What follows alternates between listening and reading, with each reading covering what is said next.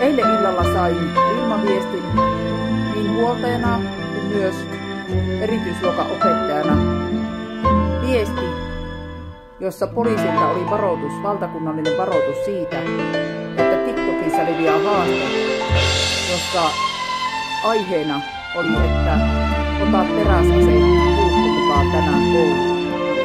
Hoks hoks. Siis mitä ihmettä? Tämmöisiä haasteita leviää lasten nuorten keskuudessa. Ehdottomasti ei.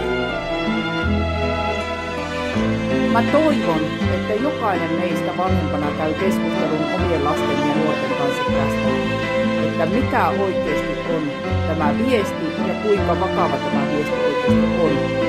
Tämä on otettava vakavasti.